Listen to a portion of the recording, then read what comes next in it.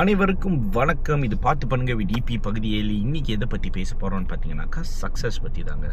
சரி, சக்ஸஸை டிஃபைன் பண்ணுறதுக்கு முன்னாடி ஒரு மனுஷன் சக்ஸஸ் ஆகுறதுங்கிறது எந்த அளவுக்கு சப்ஜெக்டிவ்ங்கிற விஷயத்த நம்ம புரிஞ்சுக்கணும்.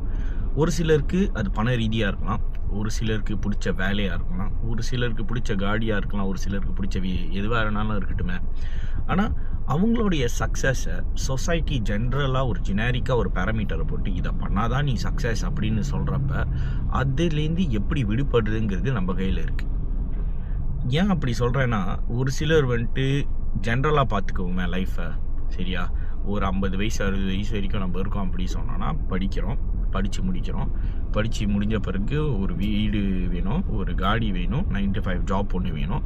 அது முடிஞ்சு ஜென்ரலாக ப்ரௌன் ஃபேமிலிஸ் என்ன சொல்லுவாங்க, அடுத்த கட்டத்துக்கு நீ கல்யாணம் பண்ணணும் அப்படின்வாங்க.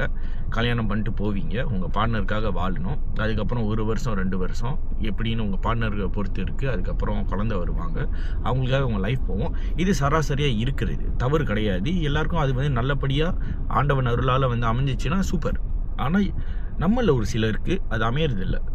வயசு போகலாம், ஆனால் நல்ல விஷயத்தை நோக்கி போயிட்டு இருக்கோம் அப்படின்னு சொன்னோன்னா, பேரண்ட்ஸ் முடிஞ்ச அளவுக்கு உங்கள் பிள்ளைங்களுக்கு ஆதரவு கொடுக்க பாருங்கள்.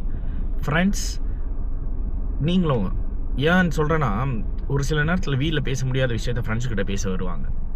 அப்போ அந்த நேரத்தில் நீ உதவி பண்ணாட்டினாலும் பரவாயில்ல, பிடிச்சி இழுக்கக்கூடாது.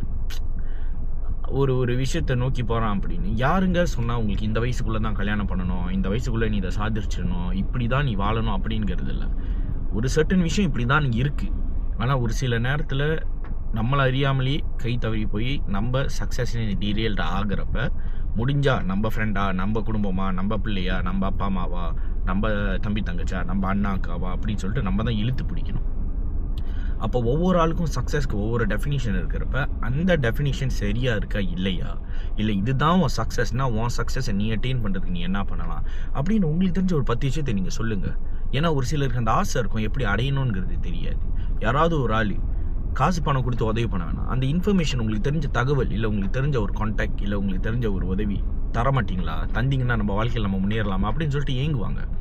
அப்போ எல்லாமே எனக்கு மட்டுமே அடையணும் அப்படிங்கிறது ஒரு வகையில் செல்ஃப் டெவலப்மெண்ட்னும் வச்சுக்கலாம், கொஞ்சம் சுயநலமும் வச்சுக்கலாம், தப்பு கிடையாது.